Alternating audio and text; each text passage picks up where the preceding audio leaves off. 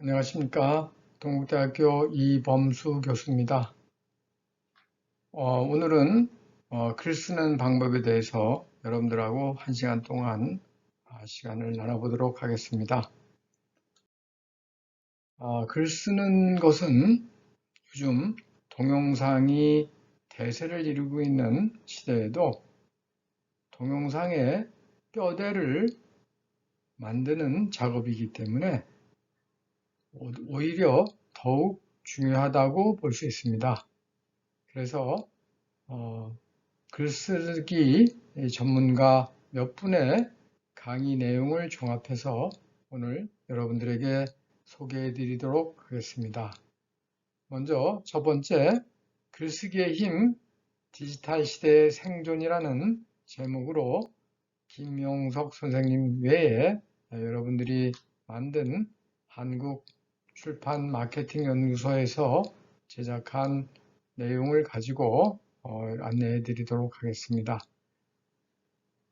우리가 흔히 받고 있는 교육의 목적은 현 제도의 추종자를 만드는 것이 아니라 제도를 비판하고 개성할 수 있는 그러한 능력을 배양하는 데 있습니다. 그래서 엘리트를 양성하는 과정에는 글쓰기 과정은 필수적으로 강조되고 있습니다. 하버드 대학에서도 글쓰기를 매우 강조하는 그러한 영역으로 교육에서 중점을 두고 있습니다.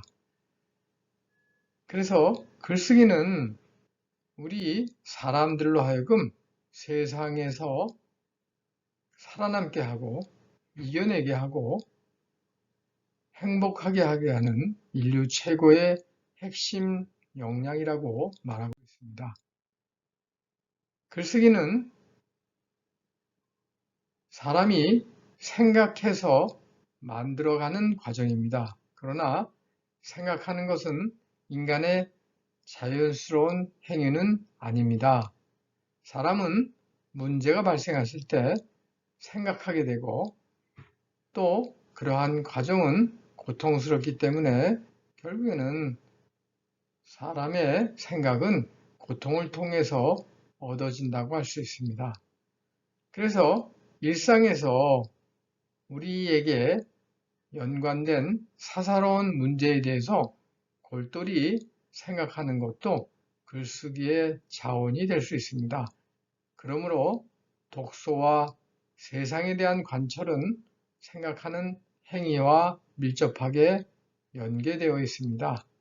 그래서 글쓰기에는 세 가지의 에너지를 공급하는 것들이 있는데 독서를 많이 하는 것, 그리고 세상의 사물을 잘 관찰하는 것, 그리고 그러한 것들을 바탕으로 항상 연결지어서 사색하는 것, 그러다가 보면 그 이상의 의미를 찾게 되고 또 글쓰기를 통해서 그것을 펴나가게 되는 것입니다. 우리는 여러 가지 종류의 글을 쓰게 되는데요. 자기 발견을 위해서 쓰는 그러한 글들은 가치관의 혼돈을 해결하는 길을 안내하기도 합니다. 그래서 자신을 아는 가장 좋은 방법 가운데 하나는 우리 자신에 대해서 써보는 것입니다. 그러한 과정은 솔직하게 자신에 대해 말할 수 있어야 글을 통한 우리 자신의 변화에 이르는 깨달음을 얻을 수 있게 됩니다. 그리고 그러한 솔직한 깨달음을 얻게 하는 글쓰기를 통해 자신의 생각과 감정을 토로하면 우리는 그러한 과정을 통해 우리의 고민과 어려움으로부터 치유의 힘을 솟아나게 될 것입니다. 그래서 우리는 정리된 말을 듣는 것보다 스스로 말하는 것이 글을 통해 말하는 것이 더욱 중요한 것을 깨달을 수 있게 됩니다. 그리고 그러한 과정에서 말하고 듣는 과정에서 토론이 일어난다면 그러한 토론도 우리의 생각을 교환하는 행위이기 때문에 그래서 토론도 많이 해보면 또 익숙하게 될 것이고 또 그러한 익숙한 토론의 방법은 우리의 입과 혀가 자라게 하는 것이 아니고 남에게 일방적으로 말을 하는 것보단 상호 소통의 경험을 잘 살려서 하는 것이 우리에게 유익한 생각을 교환하는 행위를 만들어주고 그러한 행위를 통해서 우리의 글의 자원이 될 수 있는 그러한 경험을 얻게 될 수 있습니다. 그래서 현대가 이 발달된 전자기기를 통해서 국악과 청각을 통해 의사소통을 하는 방식에서 시각을 사용하는 방식으로 많이 전환을 하고 있는데요. 이러한 새로운 감각의 세계로 우리 사람들이, 현대인들이 이동하면서 우리에게는 언어와 사고 체계에 많은 변화를 이루고 있습니다. 그러나 그럼에도 불구하고 우리가 살아가면서 느끼게 되는 것은 우리 삶에서 중요한 것은 구체성과 실행력을 갖춘 생각과 감정입니다.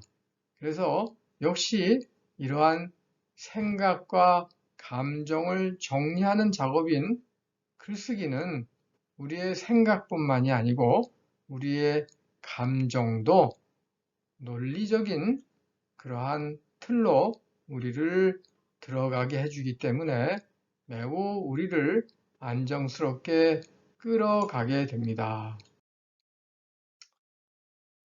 그래서 그러한 글을 그러면 잘 쓰려면 어떻게 해야 되느냐? 우리에게 좋은 글이란 사람을 움직이는 그러한 글입니다. 다시 말해서 감동을 주는 글이겠죠. 그래서 대통령의 글쓰기라는 책으로 매우 유능한 그러한 글쓰기 학자이신 강원구 교수님이 말씀하신 내용을 또 정리해서 알려드리도록 하겠습니다. 그래서 글을 잘 쓰려면 루틴으로 써야 한다고 합니다. 그래서 루틴이라는 것은 뭐냐면 매일 빠짐없이 일상적으로 하는 일, 그렇게 생각하면 되겠죠. 그래서 일상적으로 뭔가 꼭 의식처럼 맨날 써야 된다라고 강조하고 있습니다. 그러다가 보면 우리는 그 쓰는 것에 익숙해지고 또 익숙해져야지 감정을 움직이는, 감동을 주는 그런 글을 쓸 수 있다고 합니다. 그래서 감동과 설득으로 사람의 마음을 움직여야지 좋은 글을 쓸 수가 있는데 그러한 글은 결국에는 우리의 마음을 움직인다는 것은 우리의 뇌를 움직인다는 그런 식으로도 얘기할 수 있습니다. 그래서 우리의 뇌는 우리의 오감과 우리의 인식과 연결이 되어 있죠. 그래서 그러한 뇌는 자극을 해야지 움직입니다. 자극을 해야지 감동이 되는데 그렇게 된다 그러면 어떻게 하면 감동을 준 자극을 만드느냐? 정확한 글을 써야 되고 또 우리 스스로가 잘 산다. 그러니까 우리 스스로가 아주 정상적으로 어디에 치우치지 않고 정상적으로 사는 것이 중요하다라고 그렇게 강조하고 있습니다. 그래서 앞에서 말한 뇌를 움직인다는 것은 예쁘다, 코가 어떻게 생겼는지 등등으로 우리가 설명할 때에 뇌가 움직입니다. 우리가 예쁘다, 코가 어떻게 생겼는지 그러면 우리는 상상을 하면서 뇌가 움직이기 시작을 합니다. 그리고 또 우리는 무엇을 볼 때에 뇌가 움직이고 또 이렇게 그러한 무엇을 본다는 것은 사물을 관찰하는 것입니다. 그러니까 이 관찰하는 것, 또 이러한 관찰을 통해서 우리가 글을 만들고 생각을 하는 것, 이러한 것들은 이렇게 우리 뇌와 상호작용이 일어나야 된다라는 그러한 생각을 우리에게 심어주게 됩니다. 그래서 어떻게 해야지 우리가 우리의 뇌를 움직일 수 있느냐? 묘사를 잘해야 된다고 합니다. 그래서 우리가 성실한다 라는 것을 그냥 말로 표현하기보다는 우리로 하여금 느끼게 오감을 자극하는 요소를 동원해서 우리로 하여금 성실하다는 것을 느끼게 생각하게 만들어줘야 된다는 얘기죠. 그리고 추상적으로 쓰지 않아야 됩니다. 그래서 우리 머릿속에 그려질 수 있도록 구체적인 그냥 버스 이렇게 하지 마시고 가령 40몇 인승 버스라든가 40몇 인승 아주 화려한 관광버스라든가 이렇게 해서 사람 속에 머릿속에 그려질 수 있도록 구체적으로 묘사를 해야 된다라고 강조하십니다. 두 번째는 우리 뇌는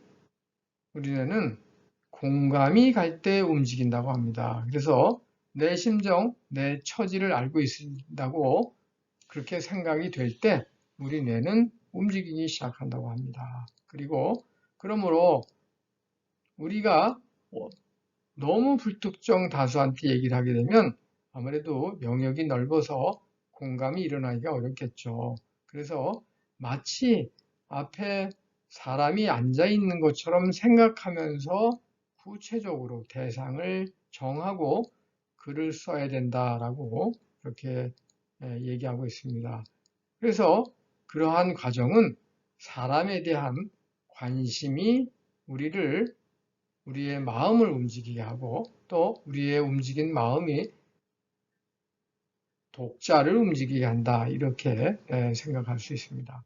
그래서 감정이입과 역지사지가 돼야 한다고 그렇게 말하고 있습니다. 그래서 이 감정이라는 것 글과 매우 또 사람의 마음과 매우 긴밀하게 연결이 되어 있다고 알 수 있습니다. 그리고 역지사지를 통한 읽는 사람의 입장과 처지 등을 또 이해하면서 그러면서 글을 써야 되겠죠. 그리고 우리의 뇌는 인과가 잘 맞아야지 움직인다고 합니다. 그러니까 합리적이어야지 움직인다는 얘기죠. 그래서 그러네 하고 그렇게 아하 할 때 그런 때는 개연성이 있을 때 그러한 일이 일어나고 또 타당할 때 그러한 일이 일어나는데 이럴 때에 우리가 납득이 되고 또 납득이 될 때 우리의 뇌는 움직인다고 합니다. 그래서 그러려면 설명이 잘 돼야 됩니다. 그래서 일목요연하게 설명을 할 때 그래서 개념적 사실이나 역사적 사실에 밝아야 하고 또 그 사실의 내용들이 풍부하게 진술이 돼야 됩니다. 그리고 또 그것뿐만이 아니고 이를 또 잘 전달하는 것도 또 중요하죠. 그래서 비유나 예시나 비교나 또 이러한 것들을 사용을 잘 했을 경우에 그럴 경우에 설명이 아주 잘 될 수 있겠죠. 그리고 또한 이것들이 납득이 잘 되려면 또 논리적이어야 되겠죠. 네. 그리고 우리의 뇌는 강요받지 않을 때 움직입니다. 그래서 억지로 설득하려 하거나 강제하거나 가르치려 할 때는 반감만 쌓이지 스스로 편안한 상태에서 자기의 독자의 어떤 이 공간, 생각할 수 있는 그러한 공간이 있는 여백을 주어가면서 그러면서 우리가 독자로 하여금 판단하게 할 때 그때에 이제 여운과 운치도 생기고 그리고 독자의 뇌는 움직이게 됩니다. 예. 그래서 그러려면 공간을 열어줘야 되기 때문에 군더더기를 최대한 빼야 합니다. 예. 그리고 또 질문하는, 그러니까 얘기하는 쪽에서 또 듣는 쪽으로, 듣는 쪽으로 국면을 전환하는 것, 그게 바로 질문하는 거죠. 그래서 독자에게 질문하듯 써야 됩니다. 예. 그러면 글의 페이스가 달라지게 되겠죠. 스탠스가 달라지게 되겠죠. 예. 그리고 또 특정 이익을 주는 요소를 설명할 때, 예. 다음에 또 뭔가 웃음을 주거나 재미있거나 또 생각하거나 아니면 무슨 뭔가 정보를 줄 때, 그때 우리에는 이 움직이기 때문에, 그래서 이익을 줄 때에 뇌가 움직이게 됩니다. 그리고 또 이야기가 만들어질 때, 예, 그때 우리 뇌가 움직입니다. 그래서 이야기가 흥미스럽죠? 그러면 우리는 흥미스럽게 듣기 때문에, 그래서 마음이 막 움직이고 생각하게 되고 감정이 건드려지고 할 때, 그때 우리의 뇌가 만들어지기 때문에, 그래서 이러한 이야기는 역동성을 띄워야 되고, 뭔가 생각하게 하고 감정을 느끼게 하고 이렇게 할 경우에는 거기서 자기 스스로 독자의 마음속에서 에너지가 일어나게 하기 때문에, 그래서 감정을 충동하고 또 발산하며 독자 스스로가 그래서 자기의 독자로서의 정체성을 드러내게 합니다. 그래서 이러한 이야기는 반전과 의외성이 있는 이야기가 우리가 가끔 활용되고, 그러한 것들이 매우 독자들의 뇌를 움직이게 합니다. 예. 그리고 또 독자들은 또 매우 이성적이기 때문에, 그래서 정확한 단어를 써주는 것, 그럴 때에 딱딱 아구가 맞아 떨어질 때, 그때 독자들의 뇌는 움직입니다. 예. 그래서 그러한 아구를 잘 맞는 그러한 단어를 만들어내기 위해서는 주로 포털 사이트, 네이버나 이런 데 있는 국어사전을 펴놓고 다양한 단어를 검색하면서 글을 써야 됩니다. 그리고 또 문법이나 문장에 맞지 않는 단어들은 딱 이렇게 보거나 읽어보면 어색하죠. 예. 그래서 그러한 것들은 정확한 것이 아니기 때문에 그렇습니다. 그래서 문맥에 맞는 어휘를 사용해야 되고, 또 비문으로 글을 작성하지 말아야 되고, 또 쓴 글을 소리내서 한 번쯤은 읽어봐야 합니다. 다음은 에세이 쓰는 법에 대해서 말씀드리도록 하겠습니다. 일기와 에세이는 생활문이라는 공통점을 가지고 있습니다. 일기는 자신만이 보는 글이지요.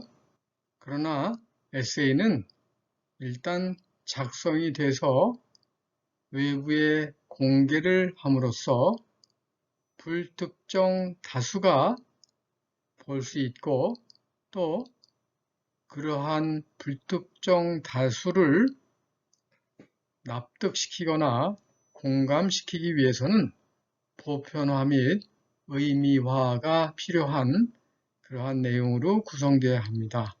그래서 그러한 보편화 및 의미화 작업을 통해서 공감과 감동을 느낄 수 있게 해야 합니다.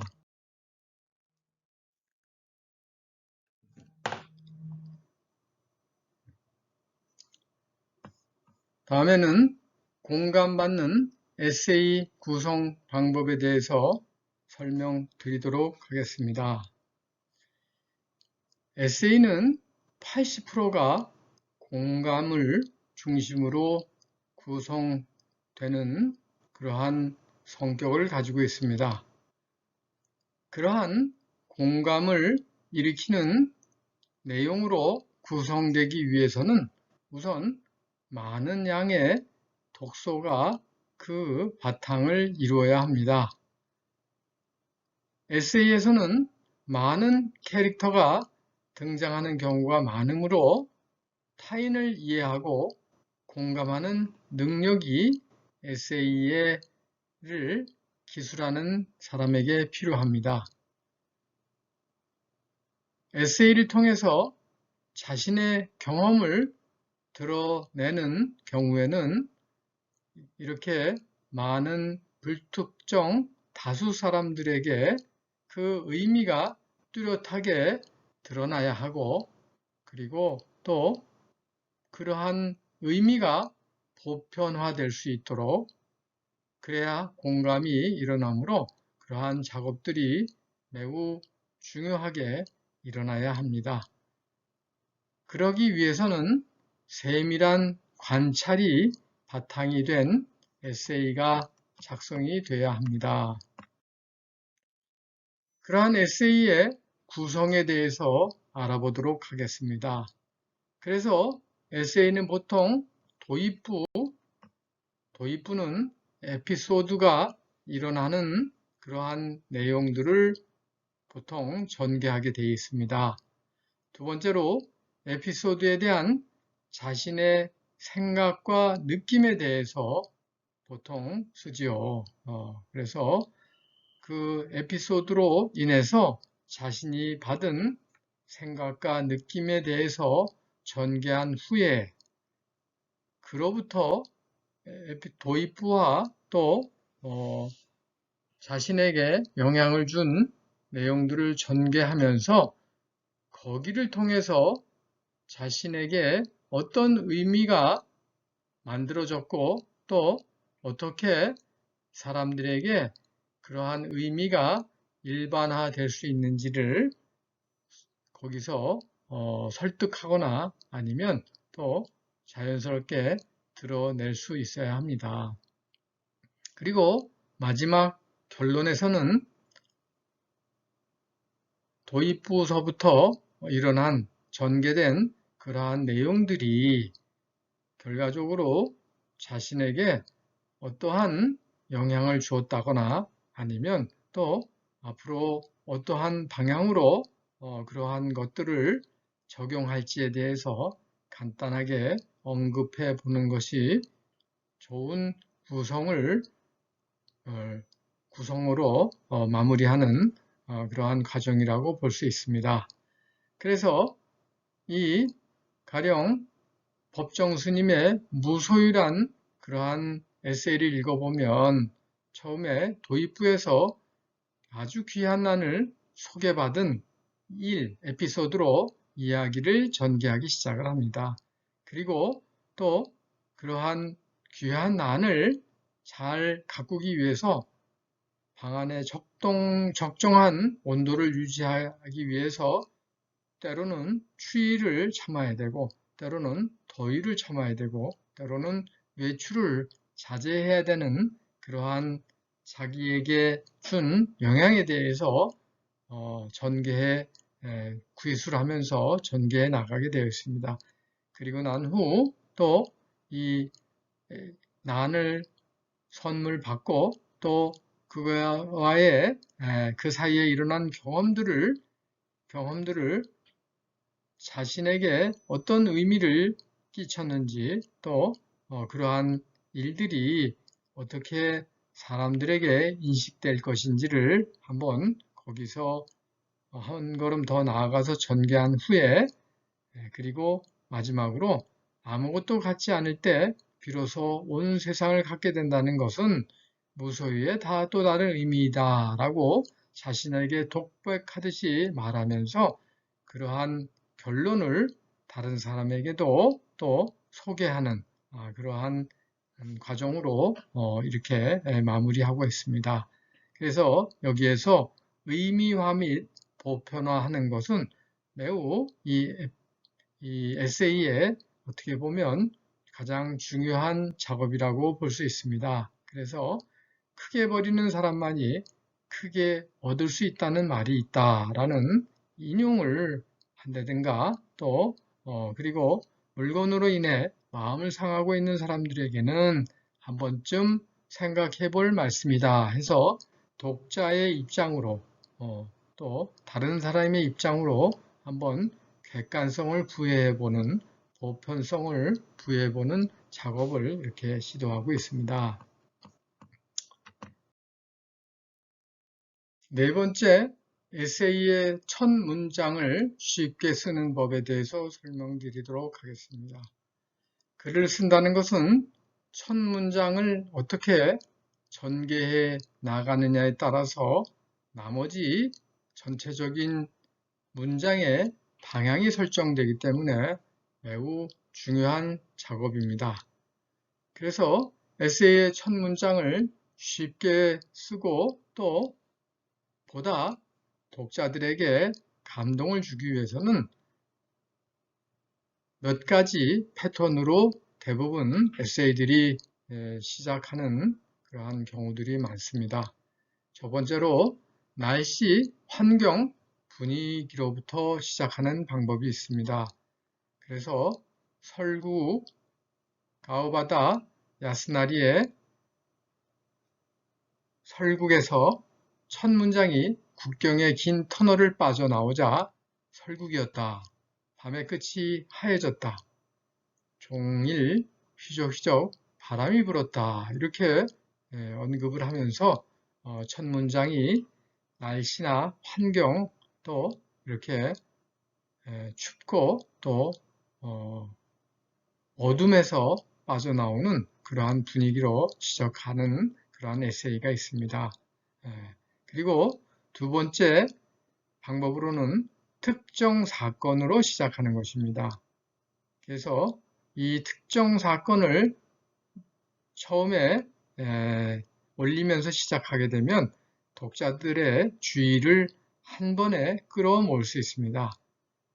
보통 기자들이 사건을 중심으로 쓰는 방법으로서 주제를 끝까지 끌고 가야 하므로 이러한 방법에는 필력이 필요합니다. 가령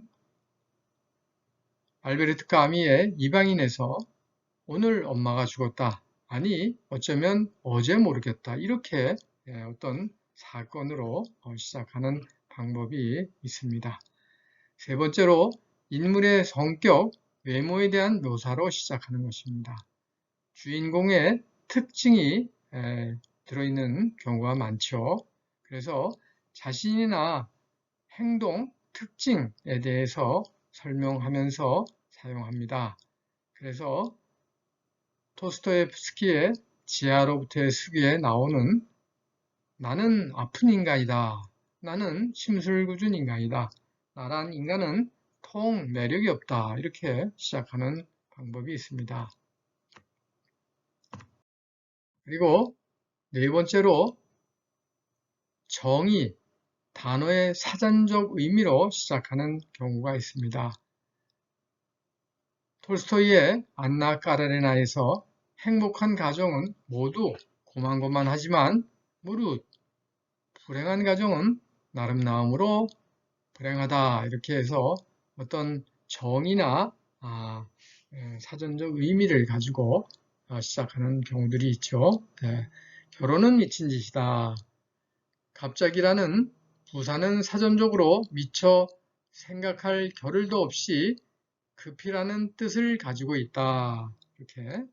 그리고 2020년 갑자기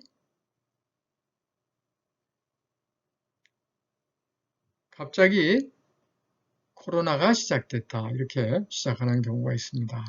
또 마지막으로 인용문으로 시작하는 경우가 있습니다. 그래서 명언, 글귀나 구절로 시작을 합니다. 그래서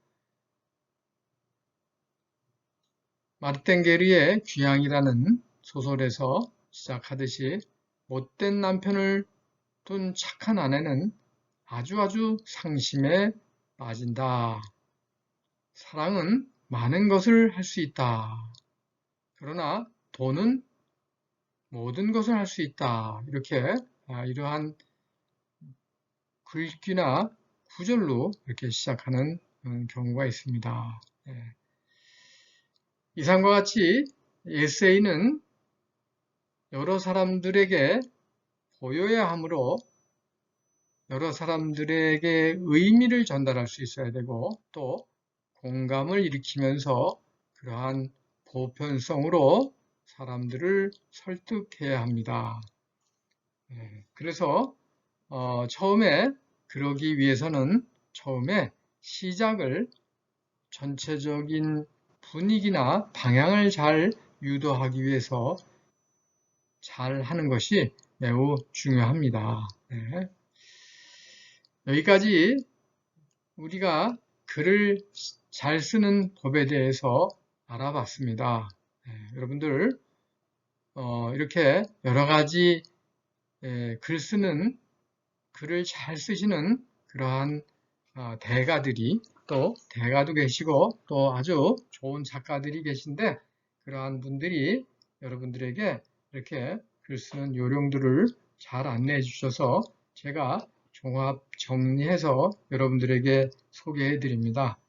여러분들 글 쓰는 것을 두려워하지 마시고 과감하게 그리고 또 습관처럼 매일 쓰시는 것 그것이 매우 중요합니다.